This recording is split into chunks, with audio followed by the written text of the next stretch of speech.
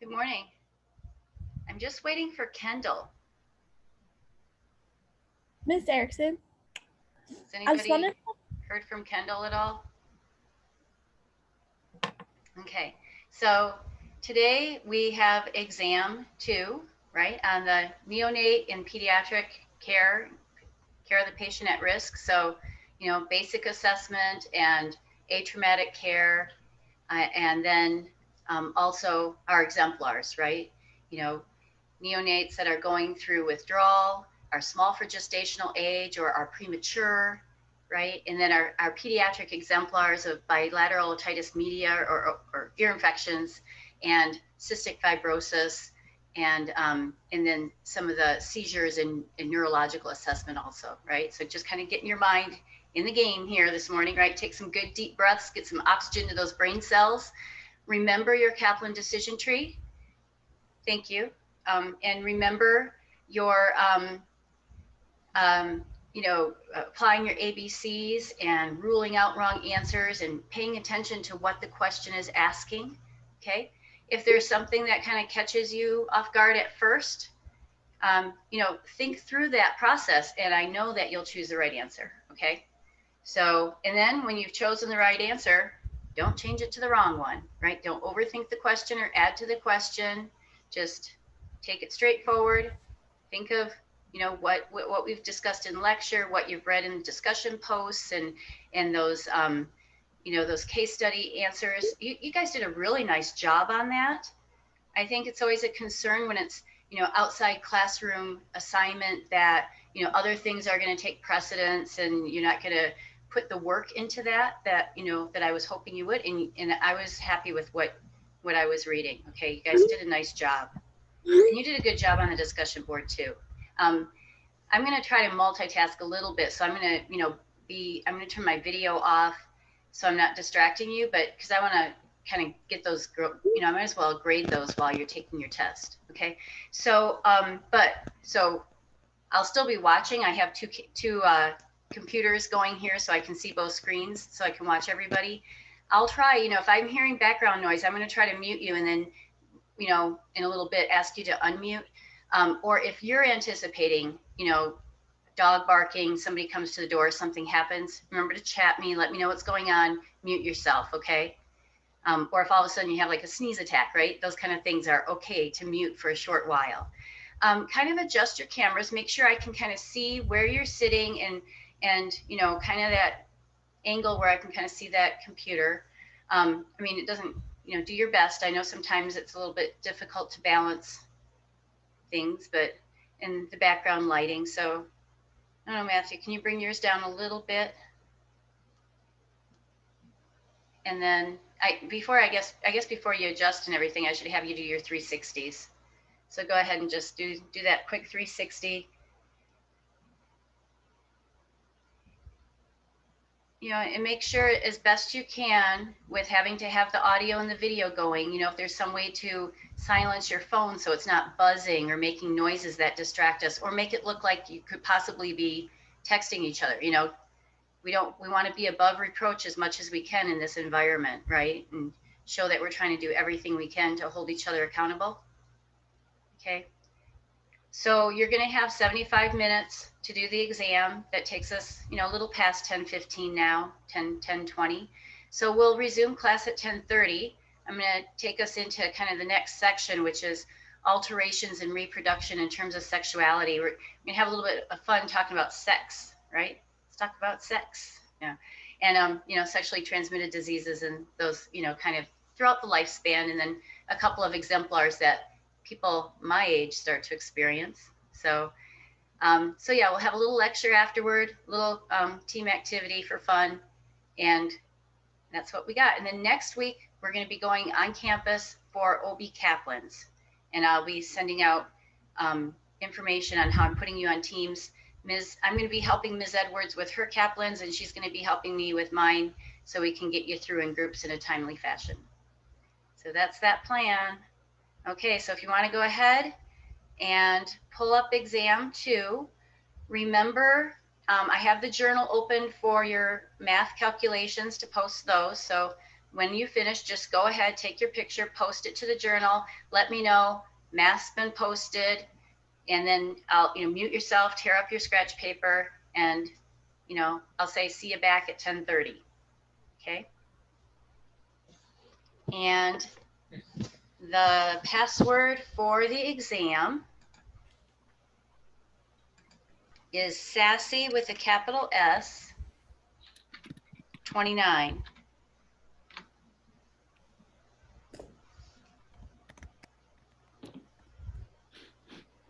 Okay, and remember, you all have my permission to ace the exam. I really am. I got to be okay with that, right? I have to wish you all the best, and to, I'll have some explaining to do, but that's okay. I'll just tell them I did a great job teaching. That's my plan. So go ahead and ace it. I'm Stop crying.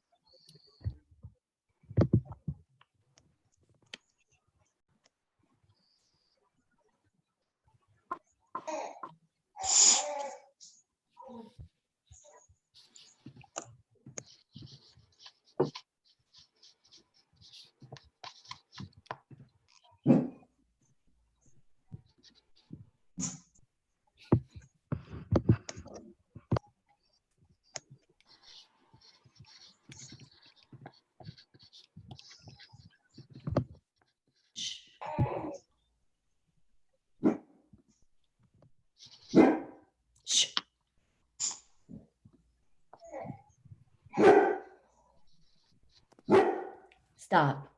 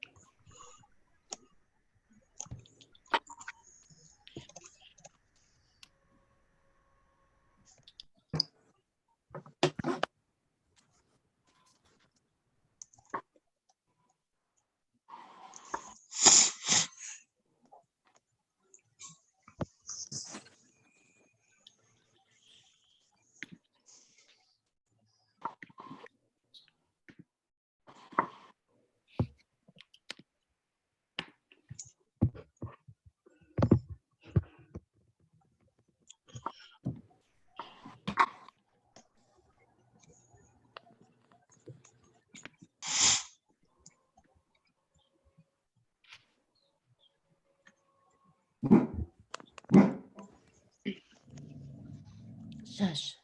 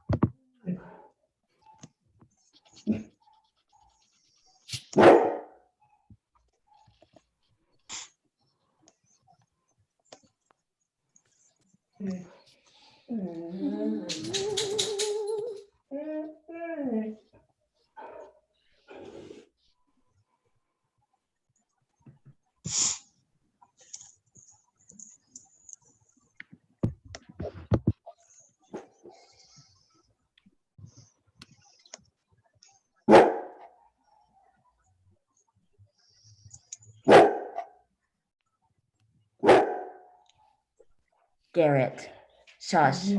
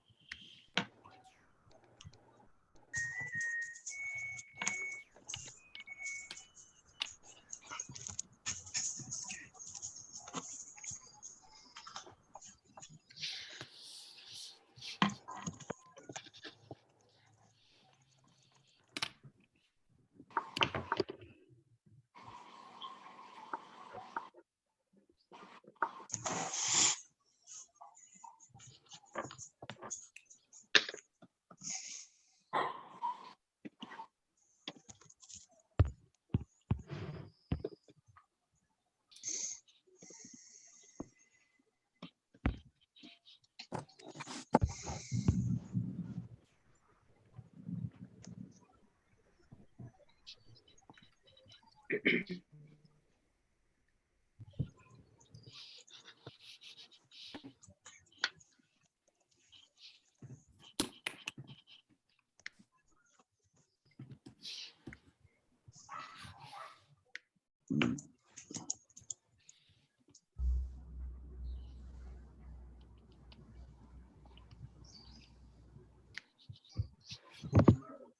don't know.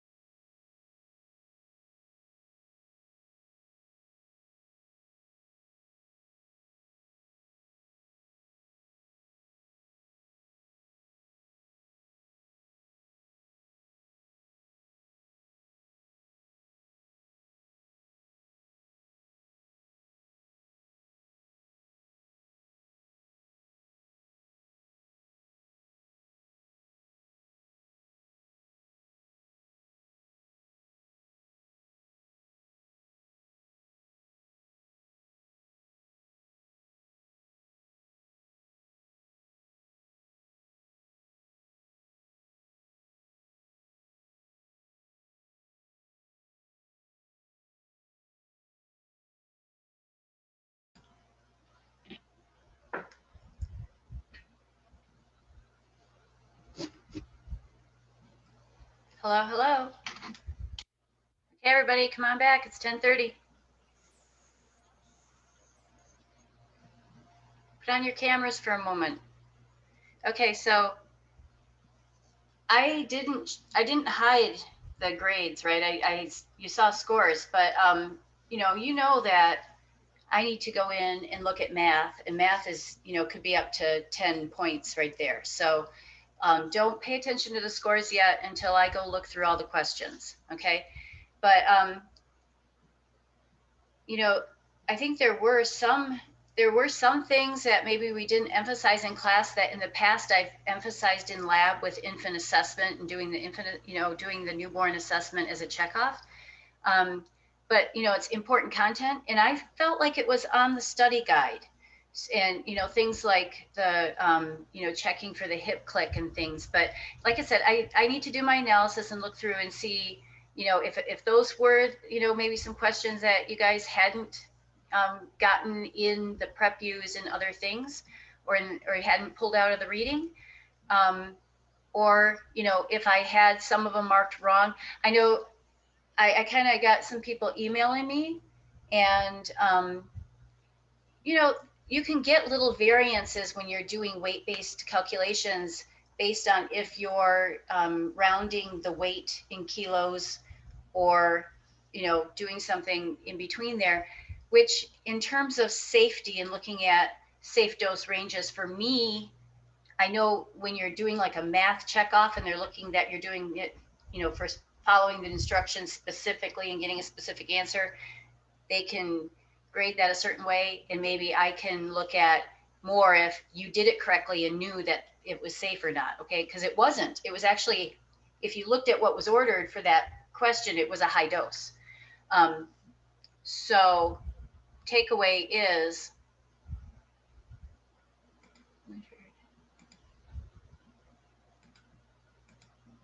sorry, I gotta let some people back in, I guess.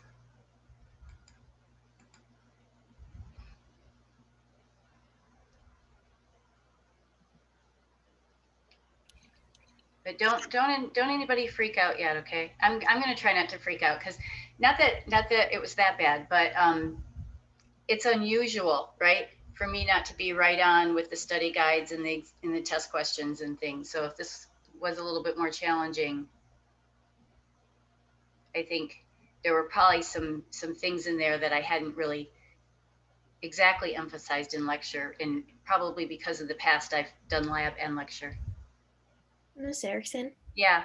Yes, I Lil. totally forgot to rip I submitted my scratch paper, but I didn't rip it. Can I just do it right Yeah, now so of that it'll course. be on camera?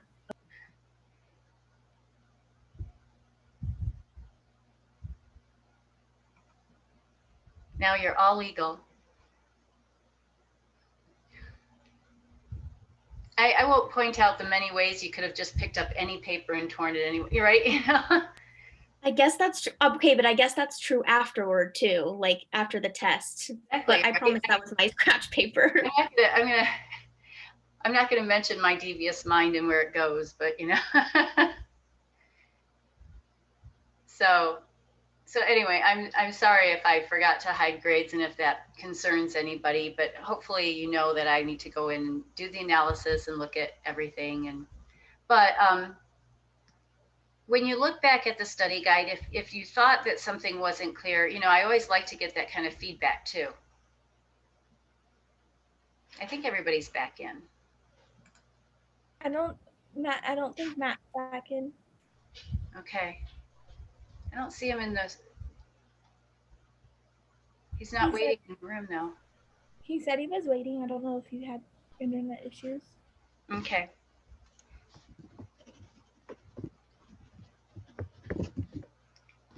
So anyway, if you look over like the assessment of the neonate, the signs of distress, the stool characteristics, cold stress, I think all the things are in there that we had questions on.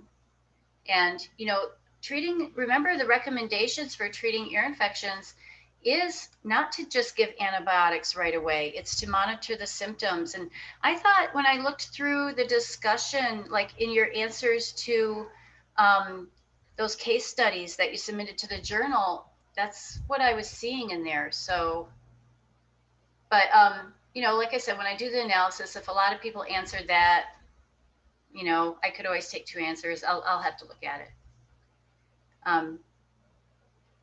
Any other ones that like stuck out to you that are really bothering you? Well, I had a quick question on the math ones. We normally don't put the units, so I didn't put the units on any of mine. Right. And then I got right. okay, It'll okay. say that, but I'll fix it because I had the unit, like it was blank this, blank that, right? So if you're just filling in the blanks, I'll still take those answers. So don't worry about that. Ashley, you froze. Oh, there you go. Okay. Matt, And then there's like some wiggle room with the rounding and like that's the what I said. Yeah, yeah. Some of you were still, I didn't realize you were in the waiting room, and I'd said that too, that, you know, I know like when you're doing math checkoffs for, you know, clinical, they want it 100% and they want it specific, so you're following their instructions. But for me, if we're looking at a safe dose range and you did it correctly, so you would identify that that dose was a high dose, that's what I was looking for. Okay. So sorry if it might have seemed tricky in any way. I didn't intend for it to be in any way, but like I said, I usually can look at the analysis and get some insight and fix things. So, Did you and mention anything about the hypoglycemic, like select all that apply with the greater than sign? yeah, did the greater than and less than confuse you guys? Because it was written correctly. If it was greater than 40, that's normal for a neonate. yeah, but it says greater than 40 is a sign of hypoglycemia. It was selected as correct, so it was not correct. Oh, darn Yeah, it. that's what I was messaging you about. Yeah. Gotcha. Oh, okay, I'll fix it. I will. But you know, that's easy enough to. Okay, that's what you're. Okay, got it. That's what you were telling me. Okay, so like that. Those are things that I'll figure out quickly when you look at it and you're like, you know. It's this constant goal of the perfect exam and hitting that sweet spot, right? And where it's challenging enough, but you know, and then you don't have those little glitches but oh well. There's always next time, right? Exam 3 will be here before we know it. And but I think it'll be fine. Okay. Ooh, isn't this a pretty slide? Do you guys like it? I thought it was pretty. Thank you. So I'm just gonna we'll take a break around 11 o'clock and then we'll come back and we'll finish it off. And I've got a little fun activity. Hopefully I'll have time for. We're gonna talk about alterations in reproduction in terms of sexuality, right? In terms of kind of more focusing on those infectious processes, right? That affect reproduction, like syphilis and gonorrhea and, you know, all those gross pictures, the hairpiece, right? There was this pediatrician, I think she's still around, Dr. Frisbee, and I was in charge one day in pediatrics, and she said, Penny, I need a bed. I have a baby with a hairpiece in its mouth, a hairpiece in its mouth. And I said, a hairpiece in its mouth? Well, why aren't you taking out the hairpiece, Dr. Frisbee? And she said, no, ha, ha, ha, ha, ha, a hairpiece in the mouth, you know, right? Oh, herpes, the baby has herpes in its mouth. Oh, okay, gotcha. So I have problem with heavy accents sometimes, but I think as nurses, we develop pretty good. It's like reading doctors' handwriting and, you know, people who have speech impediments with cerebral palsy and stuff, you know, a lot of times we're really good at interpreting language barriers as we develop that skill and work with people, you know, who have different disabilities or, you know, challenges. We all have challenges. Okay, so normal reproduction, right? People conceive. Some people are like super breeders, right? You know, but then there's other people who infertility can be such an issue. And when you look at culture, right? And you know, how some religions and cultures really value, you know, the ability to reproduce. So that can add to a lot of stress on families that, you know, want to have children and can't have children. And every month it becomes this painful loss, you know, when they don't conceive. So, and then, you know, is it the male or the female or, you know, who and, you know, all those things can add to stress to the relationship. And so, and then, you know, looking at, you know, we go back to nursing's role in health promotion and maintenance, right? Preventing sexually transmitted disease in the first place, priceless, right? How do we prevent HIV? How do we prevent, you know, there's certain sexually transmitted diseases that are not curable. And I think that makes those ones the higher priority, right? Especially the ones that could be life-threatening. But all diseases can have consequences, right? If they, in the female, like syphilis, you know, and if it goes undetected and it can cause scarring to the fallopian tubes, then indirectly it could put that mother at, you know, her life at risk if later she has a tubal pregnancy. And then health alterations, we, you know, this is right, acute care nursing across the lifespan, right? So looking at then as women go through menopause and maybe have, you know, uterine, you know, and ovarian cysts that then can be, you know, they can go from being benign to malignant. So a lot of women going, you know, going through that process of menopause and needing hysterectomies. And then if that, once the uterus is removed, then, you know, so if the uterus is removed, then they can have, or if the you know, oh, I hate that when I'm like, so the, you know, different, depending on what organs are removed, other organs can prolapse, and they can actually get like uterine prolapse that comes where it comes out of the vagina and you can see it. You know, so how do those things also affect sexuality? With men, the main exemplar is the benign prostatic hypertrophy. And then of course that, you know, then screening for prostate cancer also, and having a prostatectomy or a transureteral resection of the prostate, a TURP. TURPs are like very common procedures that you'll see in the med-surg floors. And with that, they have to have a 3-way catheter, Foley catheter, so that they have continuous irrigation going, because they can have clots forming in the urine that can block the Foley catheter, and the urine won't drain and their bladder will become very, you know, just distended, and it could rupture. Or they could have a lot of bleeding because of that. So, you know, in these chapters that I signed for reading, they talk about the different kinds of contraceptive methods, and they categorize them according to if they're barrier or non-barrier, or if they're hormonal. So we have, you know, reversible methods. You know, the least probably favorable one, you know, I think in a lot of sex education classes for youth, you know, they talk about abstinence, and that's not always something, you know, young adults are going to choose, right? And then, you know, some of those behavioral methods too, fertility awareness, knowing, you know, so the woman can kind of track her cycle, whether they want to get pregnant or want to try to avoid getting pregnant, looking at how the vaginal secretions change, and when they become more tenacious, and they can actually do this test where they kind of see how the thickness of the vaginal secretions when they're more fertile, when they ovulate, and kind of time that. Withdrawal, you know, if the male can pull out method or whatever, you know, coitus interruptus, the medical term for that.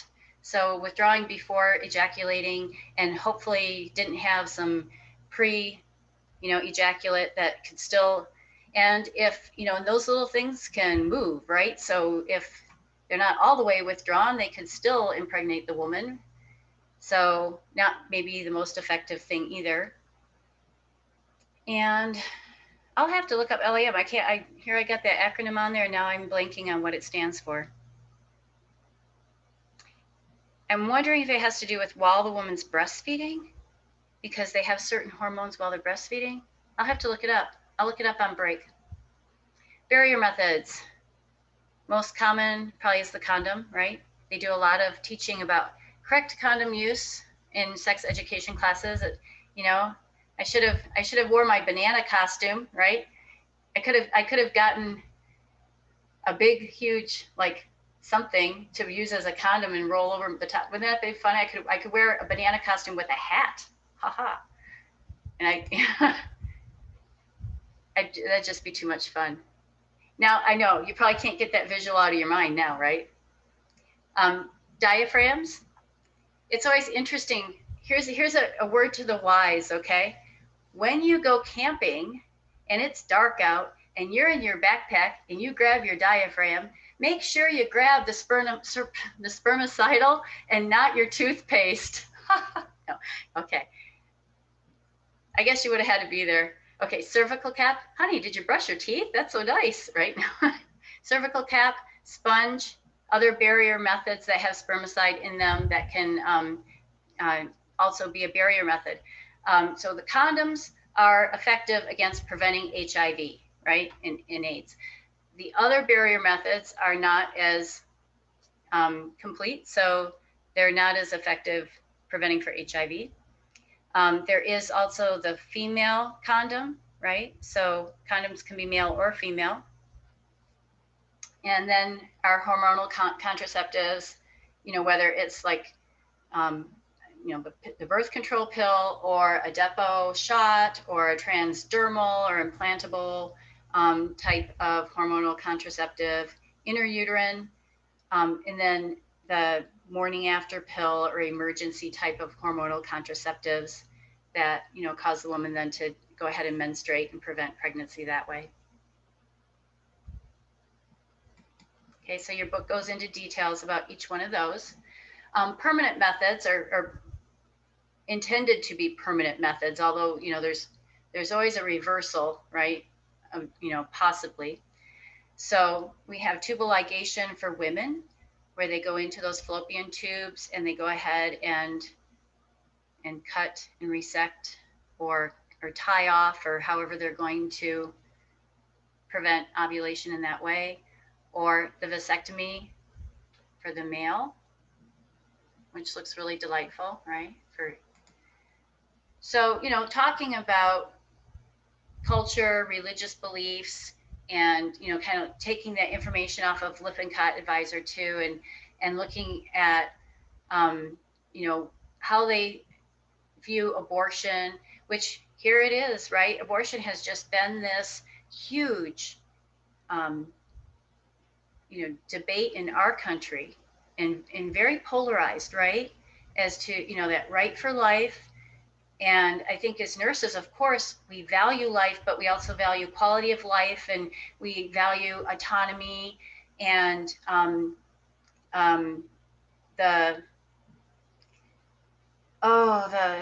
you know, you can lead a, I'm trying to think that, you know, how, help me out. You know what I'm thinking, right? Do you? Hopefully.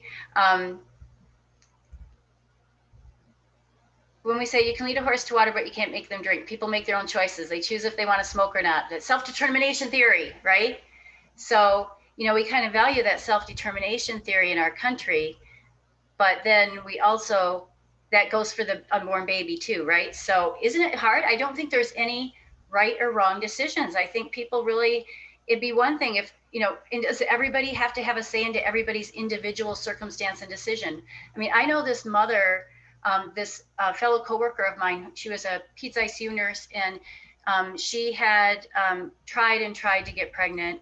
And then finally they were so excited. She was having a baby boy, and then she, you know, she was older. She wasn't that old, 40, you know, had an amniocentesis, and the baby was going to be born with trisomy 18 or 13, one of the bad ones, had all kinds of defects, was going to need surgery after surgery, had, you know, just, you know, was going to, I mean, you know, they had counseled her too, that this baby was probably going to have a short life that would be nothing but suffering kind of thing. And, you know, unfortunately, like, or fortunately, you know, I mean, long story short, she terminated the pregnancy. There, you know, people knew about it, and people could be judgmental and mean.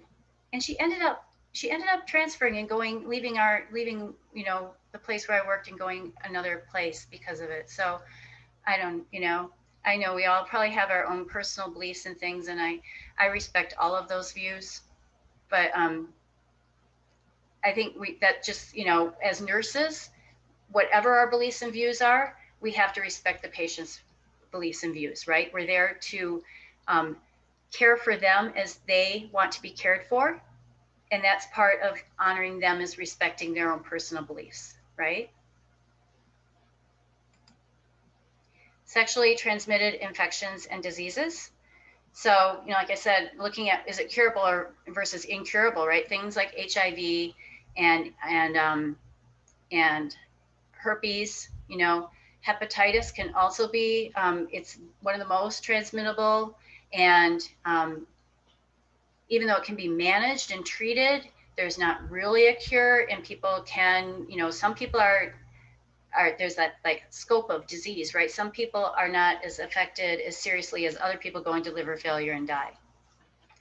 And looking how is it transmitted? You know, some of these viruses are very insidious. You know, I'm sure you've all seen the picture of the pinhole in the condom, and you know how easily, you know, HIV can be transmitted through any little break in that barrier method. So isn't this delightful? Doesn't that, it looks painful, doesn't it? Look at those blisters, right? And the thing about herpes is, you know, people can shed virus and not know that they're contagious. They can have the lesions, it's like chickenpox. They can be contagious 3 days before they have an outbreak. So in terms of that, you know, and you know, some women that you could potentially have herpes. I think your book says something like 1 in 5 people have herpes, and a lot of people don't know they have it, right? I'm one of those people. I get cold sores, you know, and that's what HSV1. But you know, a lot of people don't realize that, like, they'll call it a caker sore or something, and they don't realize that that's herpes. You know, things like stress, you know, sunshine, being out in the sun. Amino acids like lysine can help support the cell wall, so that then you don't, you know, you'll have less outbreaks. But, you know, things like that, if your immune system is weakened, it can disseminate too. It can cause herpes encephalitis and things. So something for them to know if they're ever undergoing chemotherapy or that kind of, you know, a procedure that's going to cause immunosuppression. And so think about this in terms of reproduction, right? A woman is pregnant, she's going to be delivering a baby. She maybe she wants to have that baby natural birth or something. Screening for herpes, determining outbreaks, you know, that's something that between the woman and her OBGYN, you know, they got to look at what is the risk that that baby could potentially be exposed, and then maybe opt for C-section, or, you know, assessing right before the birth and, you know, seeing if there's active lesions. But like I said, you know, sometimes they don't see lesions, or the lesions aren't even present and the baby could still be exposed. And, you know, babies who are exposed to herpes, they can get herpes encephalitis. It can cause blindness if the eyes are infected, and even though you develop antibodies to these viruses when you have them, if you're touching a lesion and touching other places, it's possible to auto expose. So if, you know, people are touching lesions and touch their eyes, you know, then they can get, and from what I understand, these blisters around the eyes and everything are very painful also. And they go into remission where they might not have, you know, an outbreak for like 6 months or longer, or years even. So they might kind of not even be thinking about, you know, that they do have this, for, you know, it never goes away. It lays dormant in the spine and can be activated from there. But on the other side of it, you know, and you wonder why do we have to have such horrible viruses in our lives, right? But look at, they're using this, like with President Carter, you know, they were using some of these viruses to actually trigger the immune system to fight cancer, to fight brain cancer. So, you know, there may be good things in this, right? I've kind of had a theory that people who have dormant viruses like this, and maybe it'll be true of COVID, who knows, that their body may be always producing a little antiviral to keep it in check. And maybe that helps their immune system be stronger to maybe, wouldn't it be interesting someday to look at populations like that and see if they actually have lower cancer rates because they have, you know, if you know, there's so much we don't know, right? I'll leave my own personal, you know, theories, but so here's what disseminated herpes looks like in a newborn, and these are open blisters here. So kind of like chicken pox, you know, so this baby's going to be on antivirals IV, and as these lesions dry and scab over and heal, then the baby would not be considered contagious anymore. But that's pretty darn concerning because that, you know, that baby could go septic, and, you know, looking at maybe what's in the CSF and, you know, worrying about any possible damage to the brain. So a nurse in the sexual health clinic is assessing a male adolescent client who is homosexual for sexual transmitted infections. Which factor would the nurse identify as preventing the highest risk for STIs? How about Bia?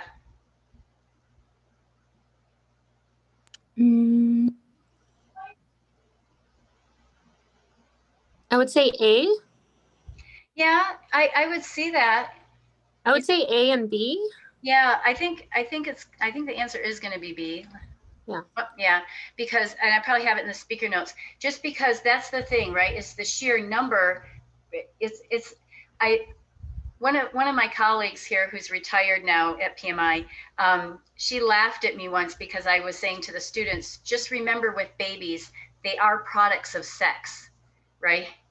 And she thought it was really funny, but it's true, right? And the more people, you know, it's like that web, right? That 6 degrees of separation. And how, you know, you sleep with one person and you find out your friend slept with somebody they slept with, and you're like, oh my gosh, it's like we were all in bed together or something. You know, I'm not talking about myself personally, you know, but you know, I've heard stories. Speaking on behalf of a friend of mine, right? But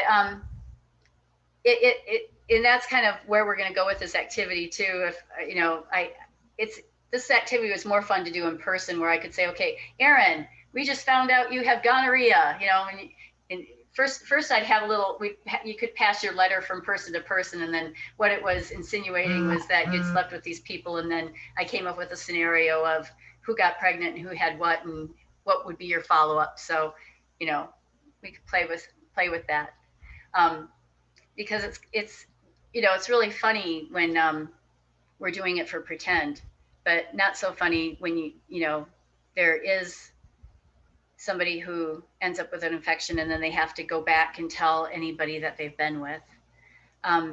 Okay, so this beautiful 25-year-old woman, Miss London, she comes to your family planning clinic requesting to have an IUC contraceptive and inserted because birth control pills give you cancer. In reviewing her history, you note she has been to the STI clinic 3 times in the past year with vaginal infections and was hospitalized for pelvic inflammatory disease last month, which a lot of times is associated with gonorrhea as an organism. When you question her about sexual history, she reports having sex with multiple partners and not always using protection. Okay, so that's her history. Is an IUC the most important method for her? What do you think, Michelle? What would be some considerations? Whether Can you we call go it, back to her case study really quick, just so of I can course. Yeah. Yeah. I mean, if you could call it IUD, IUC.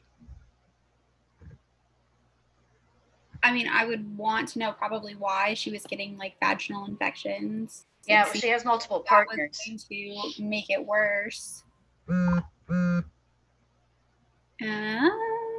I don't know what else we would want to consider. I mean, IUC.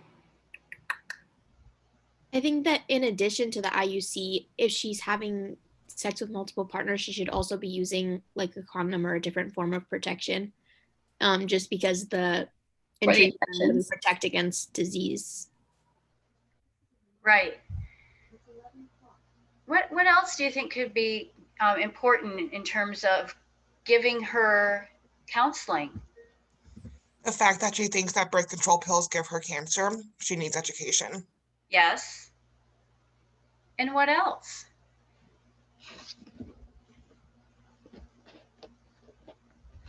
Like the other like there's the bar that can get placed in the arm too if she didn't want to take the birth control pills. So just Okay. the forms of birth control. Okay. What about her having unprotected sex with multiple partners and she's having this risky behavior, right? So does she really, why is she, you know, is there any underlying cause to that risky behavior? Because it could be life-threatening, right? And so is there any substance abuse? Is there any sexual abuse in her past maybe that, and I'm not judging it, right?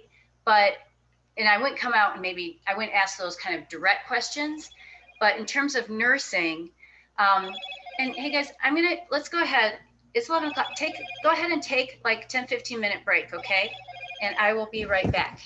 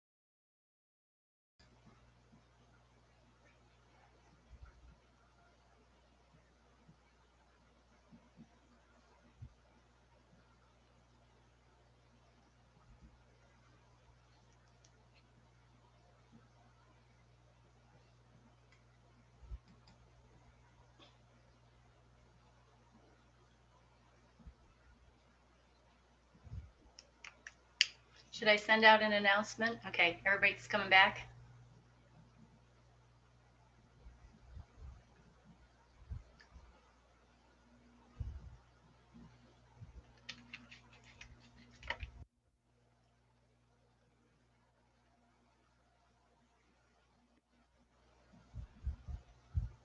Okay, so like I was saying, I would kind of do that holistic interviewing, assessment, and just kind of develop that rapport with her and see if these are choices that she wants to make and is consciously making.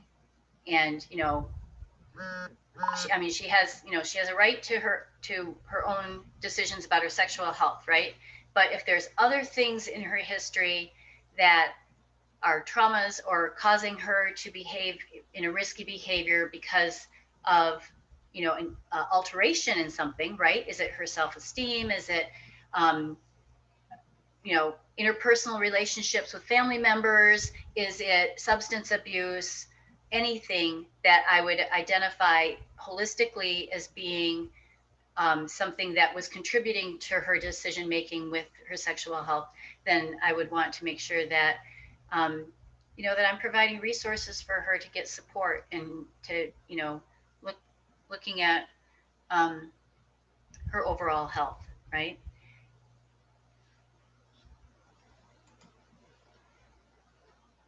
Any other thoughts on that?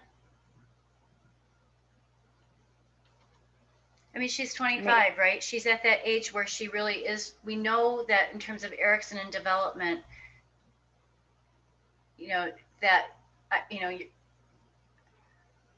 identifying herself, her self-identity, and also finding, a partner for life is the main goals of that level of growth and development, right? So what does she want out of a relationship? What is she looking for? What is she settling for, right? But within the boundaries of your role as a professional nurse. Okay, so maybe an IUC isn't the most appropriate, right? She needs to make sure that if she's going to be choosing multiple partners, that puts her at an increased risk for sexually transmitted diseases, right? That even if she puts some stipulations on those relationships, like making sure, asking if those people have been tested first before she engages in sexual activity, right? Does she question them? Does she, talk beforehand about using barrier methods like condoms with her partners? So does she carry condoms on her? In this case, based on her history of STIs, PID, and multiple partners, she's not really a candidate for an intrauterine contraceptive. These methods would increase her risk of further ascending infections, which could hinder her future fertility, right? We're talking about fallopian tube strictures and infections and scarring. Unless her lifestyle changes dramatically, she's placing herself at risk, and she should be encouraged to use barrier methods for contraception. So, just making sure that we're giving her factual information in a way that's non-judgmental, and that is, conveying caring. What myths and misperceptions will you address during that counseling session? What's that?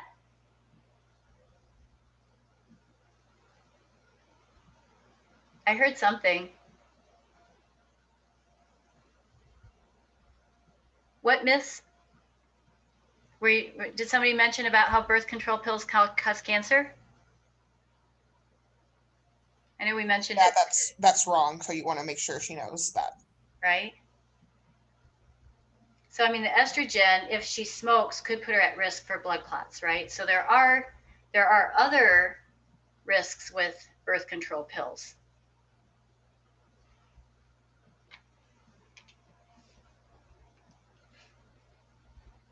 So here's kind of an outline for, a safer sex discussion that you might want to have with her, right?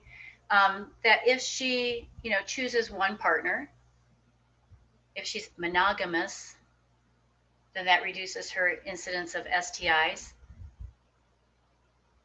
So I don't know, Heather Ramirez, what would be an appropriate slang term for that? I can think of one, but you know, I probably can't say it right, but maybe you can get away with it. Of which one? For how you would say have a monogamous relationship with that would decrease the incidence of STIs. I won't, never mind. I don't know if there's a term. just being with one person. I don't know. Okay, that's good. Okay, that's good. Okay, I didn't know if there was a teenage slang or something, you know. We could, what is it? Netflix and chill, you know, don't Netflix and chill, you know. I'm just picking on, you know, Heather knows these, she's got teenagers, so. Like being exclusive? Isn't that Well, there okay? you go. Okay, but that sounds like something somebody my age would say. I'm in an exclusive relationship. Okay, using barrier methods protect against pregnancy and STIs when used. Barrier methods when used correctly. Oral sex using a dental dam reduces the risks of STIs. So, dry kissing with no sores or broken skin. Are dental dams a thing? Do people use those? Should we do, you know, is anybody familiar with, you know, like, is this something that we should improve on? Is we could come up with our new improved, like, dental dam? I don't even like the word. Oh, hang on a second. I got to get out my dental dam. I don't know. I think I heard a comedian once on one of the, you know, talking about how condoms and things are like putting a wrapper on candy, something. So I think sometimes maybe I need to go back to school myself and learn more about these things. Dry kissing with no sores or broken skin reduces the risk of STIs. Okay. I read, like with COVID, they talk about sex with your mask on, right? Did you read that article that came out? Informing the client of the relationship between PID and infertility and encouraging prompt treatment of any vaginal discharge. Okay, so looking for those signs of PID and infection, treating them early before they spread and ascend into the fallopian tubes. So the PLISSIT, the PLISSIT model, P is permission. It gives the woman permission to talk about her experiences. So you have to have that kind of rapport built where they feel like, okay, I got permission, I can talk, right? Oh, and also, she, you know, and I know when you go in and you're doing your history, your assessment on your patients, you're always like, you know, how do I ask these kind of questions? And so always prefacing it by, can I ask you some personal questions? And know that if I'm asking anything that you don't want to answer, it's always okay to say, I don't want to answer that, you know, and we'll just move on. So you can ask, you know, do you identify as, you know, what is your sexuality? Are you bisexual, homosexual, heterosexual? You know, okay, I'm heterosexual, I'm homosexual, you know, okay. Do you identify male, female?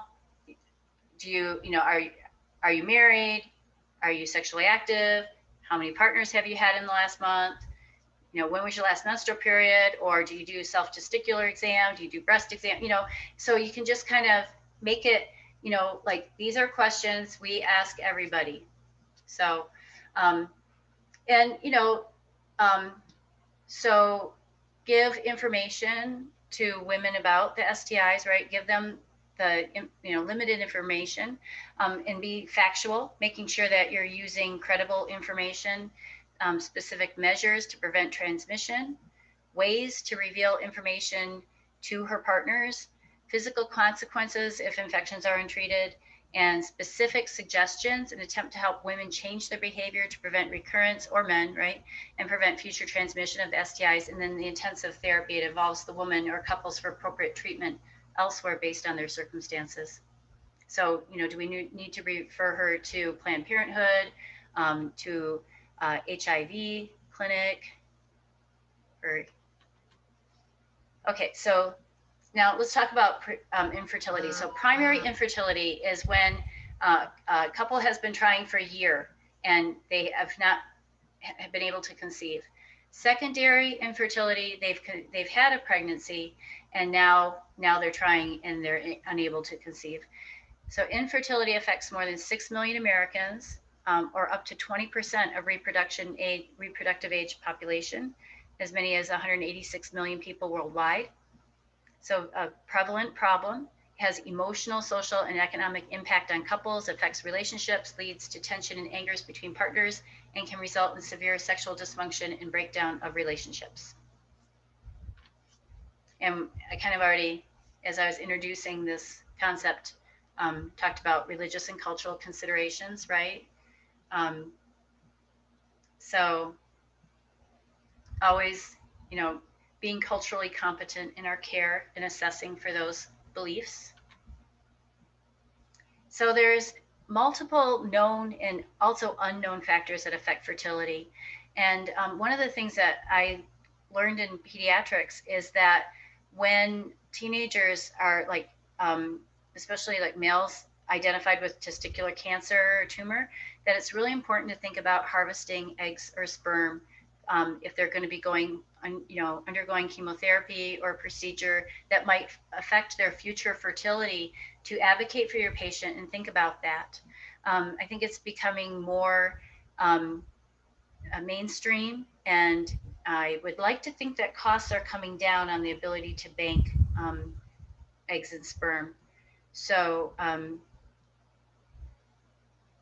and when a couple is having problems with fertility, 40% of the time it's the woman, and 40% of the time it's the male, and 20% of the time it could be a combined factor or kind of be unexplained. They just don't know why.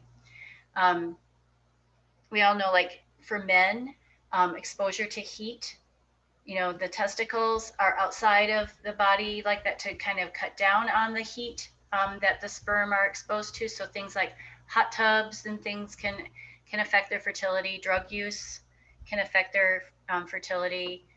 For women, a lot of times it's pelvic inflammatory disease causing scarring and as well as other factors. So there's all these factors, right? Women who are anorexic and are not ovulating, hormonal imbalances, uterine fibroids, the tubal blockages that are a lot of times post-infections, cervical stenosis, the actual quality of the eggs that are being released, and diabetes and other underlying chronic illnesses, ectopic pregnancy, older than age 27, endometriosis.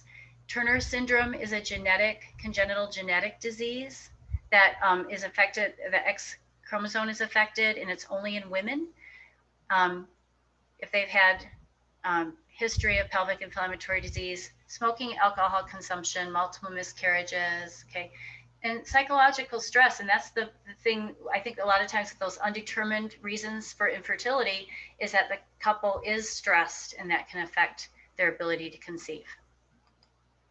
For men, exposures to toxic substances, cigarette or marijuana smoking, alcohol, exposure to the genitals to high temperatures, the hot tubs or the saunas, hernia repairs, obesity, Cushing's syndrome, frequent long distance cycling or running, STIs, undescended testicles, mumps after puberty. So another reason why they should get their immunizations, right? So treatment, they can do in vitro fertilization.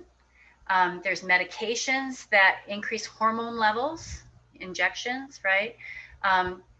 So, and then I think it's important that they are involved in support groups, because it is such a prevalent problem, and that can be a wealth of information as well as, you know, people who are in support groups just it improves their overall health to have that kind of emotional support and that sense of community, that they're not the only ones going through this. So getting back to that assessment, right? Assessing for these male factors. So, you know, are there any physical abnormalities? You know, getting that sperm analysis, looking at the motility and the quality of the sperm, the number of the sperm. looking at the prostate, external genitalia. Is there any abnormalities? Looking at hormone levels, signs of puberty, Adam's apple, those kind of things. Assessment of the female, looking at ovarian, function, regularity of periods, predicting ovulation using kits, urinary, the luteinizing hormone levels, doing this clomiphene citrate challenge test, looking at their ability to conceive with the environment of the vagina and the secretions, assessment of pelvic organs, pap smears, ultrasounds, looking at the structures of the internal female reproductive organs. So there's some different labs and diagnostics that they do to determine that. Okay, and then menopause. So I'll tell you that the change of life thing, it's really interesting, the symptoms that women have to go through as their hormones are changing and their menses is, they go from that perimenopause phase to menopause. And some women kind of segue through it relatively easy, and other women have all kinds of symptoms and need surgeries, and it can just be a really difficult experience. Things like, we all know about the hot flashes and then heavy menses that can happen during that perimenopause time, and the hormone changes can affect their mental status, and they can have depression and weight changes and abdominal distension. And a lot of these kind of symptoms are also mimic a lot of the diseases that women can get during that time, like ovarian cancer, can be very difficult to detect. And I have a friend who sits as the chairwoman on the National Ovarian Cancer Coalition. And she has such an interesting story that her and her husband for years were infertile and were trying to get pregnant. And after years of trying and different interventions, she finally conceived. And when they were doing ultrasounds to look at the fetus, they found a tumor, and she was diagnosed with ovarian cancer. And their recommendation was to terminate the pregnancy and for her to go through treatment for ovarian cancer, and that they were really concerned that it was late and advanced, and that she would not survive, and that the fetus would not survive either. So that was the recommendations. And as her son Ryan, who is now 18 years old, says, she chose me. And I've had them come to PMI and guest speak. But with the whole COVID thing, I know that they have videos available and things. So I think next week I'll post some of those videos for you guys who are interested, because they have a great story. And for her to put off treatment for her cancer and go through that pregnancy and deliver her son, and then she had to go through radiation and all that and surgeries, and she is in remission now. She's cured, but she still has to follow up every year and get procedures done. And she fundraises and travels the nation with her and her son, and they speak on behalf of how we need better early detection. We need better blood testing for markers. We need to find a marker for detecting ovarian cancer early, because the symptoms are so insidious. And when women are going through menopause, it's very difficult to determine, the difference. And I actually also lost my best friend in nursing school to ovarian cancer, and she is a nurse practitioner, and she was kind of had these symptoms, and they kind of got worse, and she knew something was wrong. And she did her ultrasound on herself and found her own tumor, and wrote to me saying, they always say, physician, heal thyself. Well, this nurse is healing thyself, and she had such this positive attitude. but ended up like they had started chemo, and her white cell count got wiped out. She got an overwhelming sepsis and she passed away. And I wouldn't have made it through nursing school without her, because I was so afraid to drive in some of those winter storms, and she would go out of her way to pick me up and take me to clinical first. And you know what it's like having to get to clinical bright and early in the morning? Well, think about that, 3 feet of snow and icy highways, and having to go, you know, like 100 miles for clinical. It was ridiculous, you know, but she got me there. So I owe it all to her, I'll tell you. Effects on body system, right? Pretty much everything. I'll tell you that, you know, getting old, they say getting old isn't for sissies, and that's so true. You know, the hot flashes, the disturbed sleep, which then the mood and the memory problems, the cardiovascular, right? So this is where heart disease and menopause puts women at increased risk for heart attack. The lower levels, and you know, those symptoms of heart attack in women are not as, you know, clearly presented as male. You know, we're more insidious in all of our symptoms. So low levels of HDL and increased risk of cardiovascular, so the types of cholesterol, and rapid loss of bone density, right, puts us at risk for osteoporosis, the need for those weight-bearing exercises and weights and walking. Breast, the replacement of duct and glandular tissue by fat, genital urinary, the vaginal dryness, stress, incontinence, and cystitis leads to bladder infections. Gastrointestinal, there's changes. It's more difficult to absorb calcium. Skin becomes thin and dry with decreased collagen levels, more abdominal fat, waist size swells relative to hips. So these are real documented symptoms. Evidence-based interventions, right? So, you know, exercise, healthy weight, breast exams, reducing caffeine and alcohol, all the things, you know, all the fun things right now. And, you know, regular supplemental calcium, going in for DEXA scans and screening for osteoporosis and osteopenia. Controlling stress to relieve symptoms of depression. Those hormone levels are real, and they do affect brain activity. Monitoring blood pressure, lipids, monitoring for diabetes. You know, this is a time that women a lot of times will develop type 2 diabetes with weight gain. And then that's kind of that metabolic syndrome, you know, that kind of takes place, that puts us at even higher risk for heart disease. So pelvic organ prolapse, right? The cystocele, when the bladder, the downward displacement of the bladder. And so these are always fun in nursing report when they're like, oh, she's got, you know, bladder prolapse, and you go to check the peritoneal area and you see that bladder sticking out of the vagina, you know, or rectal seal, you know, the rectum, also the intestine can pouch into, pushes into that posterior wall and pushes that vagina forward. And, you know, affecting those muscles of the pelvic floor. And then enterocele is a perfusion of the intestinal wall right into the vagina, that prolapse that results from a weakening of the supporting structures. And there's pictures, these are from your textbook also, that show how those things can prolapse, and then can actually protrude from the body too.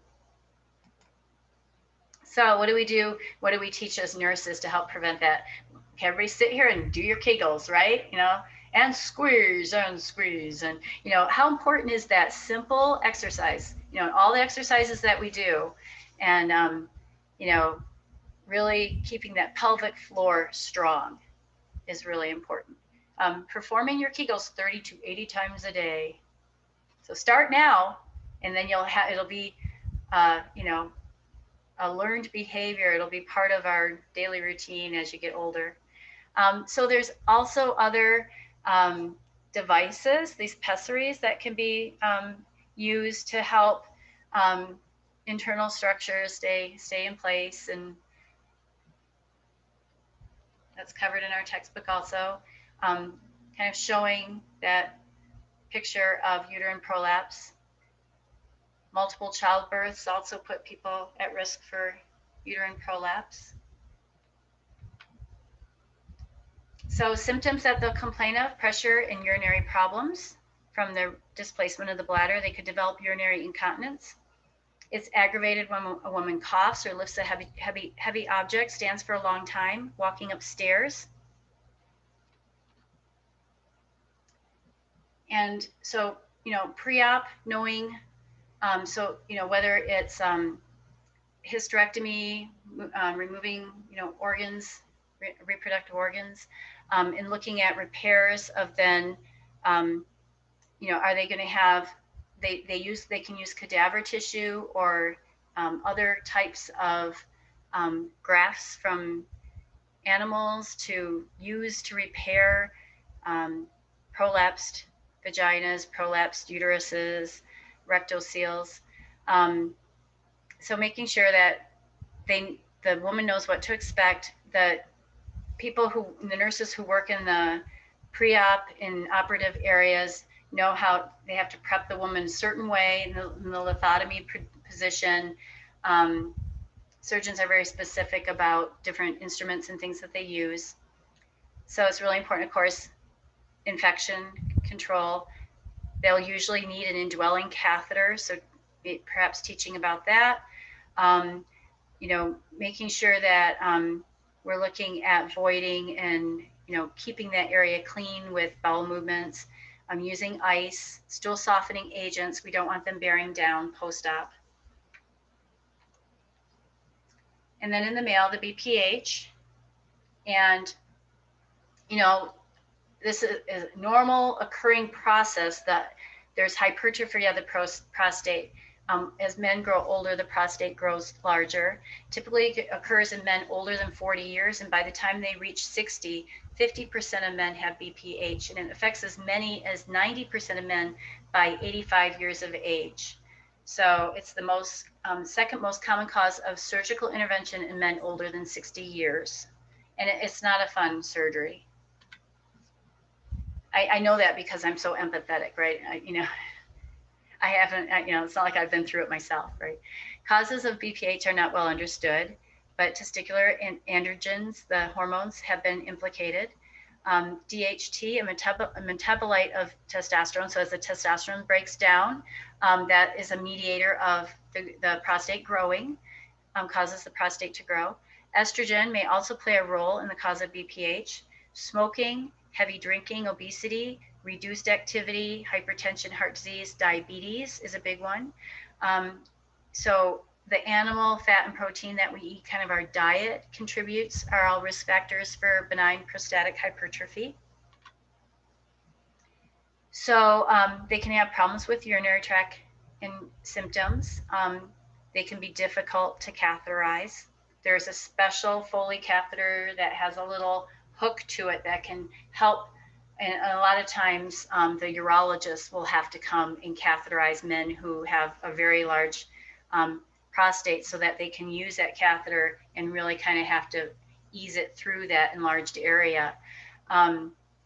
So they might end up having urinary retention, and there have been men that come in and need urgent surgery, emergency surgery, because they are unable to void because their prostate has become so large. So residual urine amounts no more than 50 milliliters, and 50 to 100 in older adults is normal.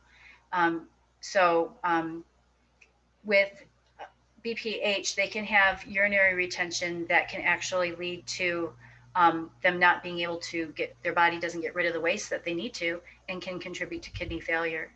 So symptoms may include fatigue, anorexia, nausea, vomiting, pelvic discomfort disorders, and produce similar symptoms that include, other symptoms that can, urethral stricture, prostate cancer, and urinary bladder stones. When we think about things associated also with urinary retention, right? UTIs, infection. So assessing, their health history, previous surgeries, general health, urodynamic studies. So you guys can read through this slide and review in your reading, what you're going to assess for in the male with BPH. They're not doing PSA levels, I think, as much, or, and then, or rectal exams too, to feel the prostate.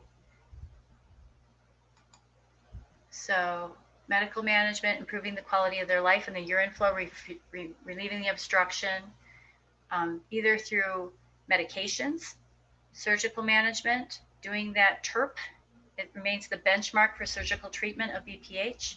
So in lab, I don't know, do you guys remember what week you're learning have the 3-way catheter and the bladder irrigation? Are you still finishing up the peds stuff, or are you?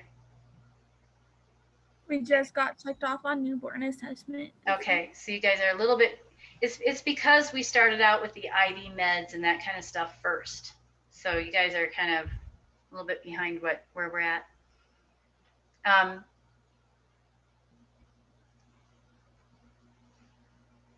Okay, so they do the TURP through the urethral opening, go in and resect the prostate, place the Foley. And I think I got a picture. So complications, there will be blood, okay? And a lot of times, so the goal is to continue this irrigation. You got this huge bag, like I want to say it's a 6-liter bag or 8-liter bag of normal saline they use for irrigant. And they have the bag hanging, and that goes to another port. So there's actually 3 lumens in the catheter. One of the lumens is for the balloon. So they have the balloon inflated. And then the other so the main middle hole, the middle port is for the drainage. So on one side is the balloon, and on the other side is the irrigation. So the irrigation is running in, and the urine's coming out the center port. And you'll see this in lab. And I believe I have a picture in here coming up. And I have this YouTube link too that you can watch. And I'll post the PowerPoint.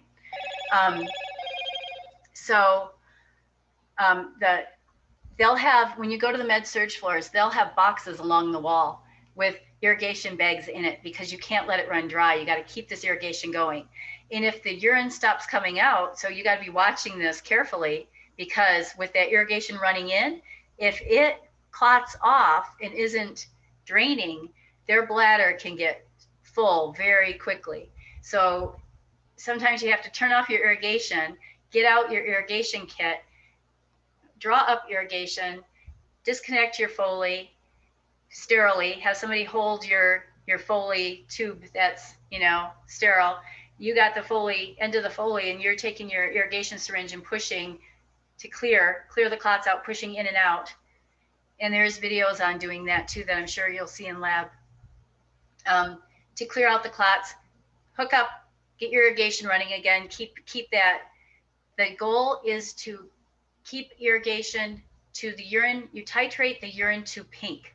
You want that nice pink rosé of urine flowing out. And then as that surgical area heals, the urine output becomes less pink, and then they go ahead and they DC the irrigation, and at some point they DC the Foley and it heals, and then they go home with a prostate that's more regular size because it's been resected. But you do have to be careful too, because if they absorb a lot of that solution, it can lead to alterations in their electrolytes, because it's a lot of fluid and a lot of blood. They usually have a lot of drainage. Okay. So that basically took up our time. I don't get to do my fun little thing. Someday maybe when we're back on campus, I'll be able to give you guys envelopes that say, pass this to your friends. And then after you pass it to your friends and I write it, and then you open up the envelope and inside it says, okay, you got herpes and you got this, and these every other person got pregnant, and what do they need to be tested for? Excuse me, dry. Okay, questions? I'm gonna do the reading and go back and review, and I'll go look at the test, see what I did.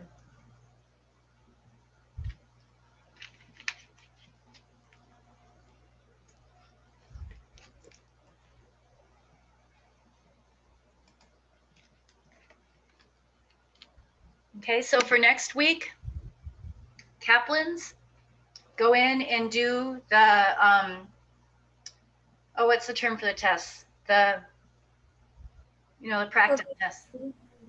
Focused review. Yes. Yeah, do those. The OB. Okay, read through. Do you have hardcover, the soft cover, the actual textbooks also? Kaplan books to read through? So read through the sections for OB and, okay. And then I'll be sending out a schedule for when you'll go to campus for your Kaplan. And that's the plan for next week. Week 8. Halfway there, right? You know what's coming.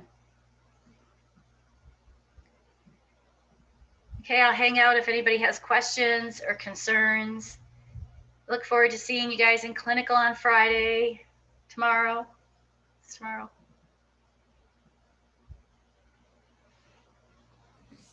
Miss Erickson, we're meeting at 6 a.m. tomorrow, right? Correct. Okay. Yep, in lot 11, and then we'll go to security to get name badges. Okay.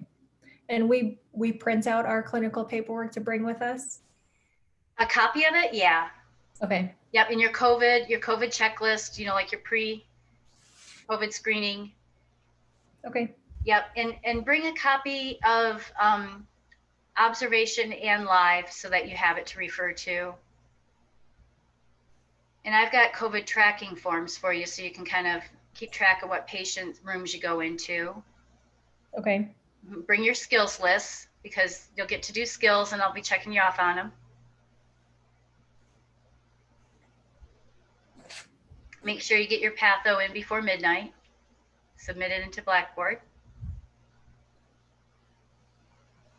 Okay. I think that's it. Yeah, sounds good. And I'll see you tomorrow morning. Yes, bright and early. I'll be there. I usually zip into the parking lot right about 6 o'clock. All right. All right. Okay, thanks.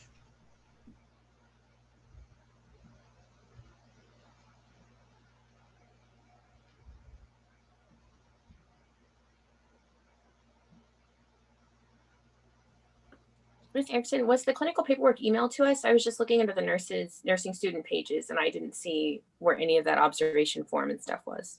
Yeah, it was sent in there. Maybe I just missed the email. Okay, yeah, if you don't see it, you can always email Ms. Edwards too. I'll see if I can Oh, find it. it's from her email from like the beginning. Okay, then that's probably where it is. I just didn't check that one. Okay, thank you. You're welcome.